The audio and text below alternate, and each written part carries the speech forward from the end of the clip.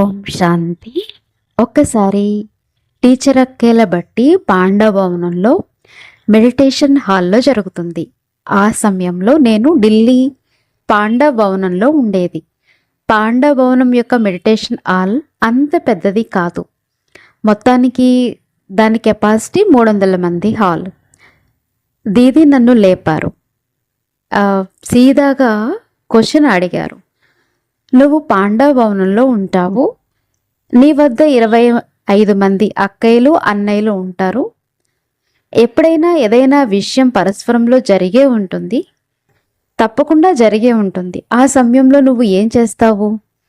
Disturb అవుతావా? లేక మీకేమైనా ఫీలింగ్ వస్తుందా? లేక మూడ్ ఆఫ్ అవుతావా? ఏమవుతుంది? నేను ఒక క్షణకాలం ఆలోచిస్తూ ఉండిపోయాను. ఒకేసారి సూటిగా ప్రశ్న అడిగేసరికి దీది సూటిగా ప్రశ్న అడిగారు. దీది ముఖంను చూస్తున్నాను. మళ్ళీ నేను అన్నాను, దీది నేను ఆ సమయంలో ఆలోచిస్తాను. దీనికి డ్రామాలో ఇదే పాయింట్ ఉంది. వారు నన్ను అన్నారు అని అంటే ఏమవుతుంది? నాకు ఎక్కడైనా అంటుకుంటుందా? నాకు ఎక్కడైనా అంటలేదు కదా. నాకు నేను సర్ది చెప్పుకుంటాను. డ్రామాలో నాకు డైరెక్టర్ ఈ పాత్రని ఇచ్చారు. ఏ పాత్ర అంటే, ఎవరు ఏమన్నా, ఎవరు ఎంత అవమానించినా, డిస్టర్బ్ చేసినా, అగౌరవపరిచినా నువ్వు అలజడిలోకి రావద్దు. ఆ సమయంలో అయితే నాతో నేను సర్ది చెప్పుకుంటాను. కానీ దీది కొద్ది సమయం తర్వాత మళ్ళీ తిరిగి ఆలోచనలు వస్తాయని అన్నాను. వీరు కూడా జ్ఞానితో ఆత్మలు, వీరికి తెలివి లేదా ఏంటి అని దీదీతో చెప్పాను.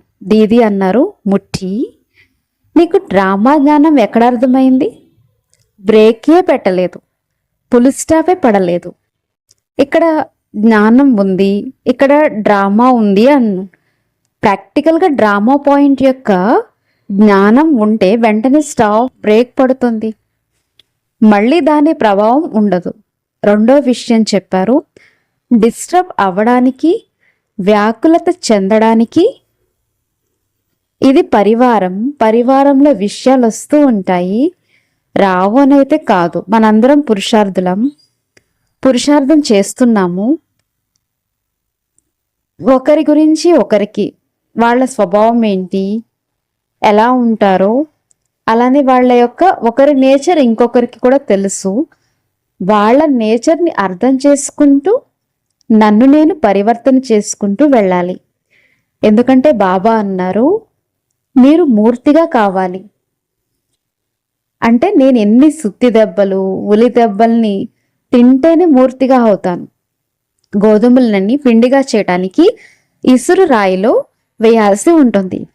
ఇసురు రాయిలో నలగకపోతే పిండి ఎలా అవుతుంది? వీరు నాకు విఘ్నాలు వేయడం లేదు, నన్ను వ్యాకులత చెందనివ్వడం లేదు. కానీ వీరు నా ఎదుట పరీక్షగా అయ్యి నా స్థితిని నాకు, అంటే ఏ పరిస్థితిలో నాకు ఎన్ని మార్క్స్తో పాస్ అవుతాను అనేది నా ద్వారానే నాకు రియలైజ్ చేయిస్తున్నారు. అందుకని వారికి చెప్పండి, కృతజ్ఞతలు, ధన్యవాదాలు. మీరు నా స్థితిని నా ద్వారానే విశ్లేషించేలాగా చేశారు.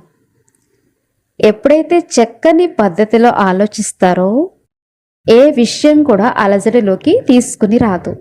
అందుకని బాబా రోజు అంటారు, జ్ఞానం యొక్క మనన చింతన చేస్తూ ఉండండి, సిమర్ సుఖం పొందండి. ఈ విషయాలు నన్ను బాధ పెట్టవు, అశాంతిని కలిగించవు, డిస్టర్బ్ చెయ్యవు, స్థితిని అలజడిలోకి తీసుకుని రాదు.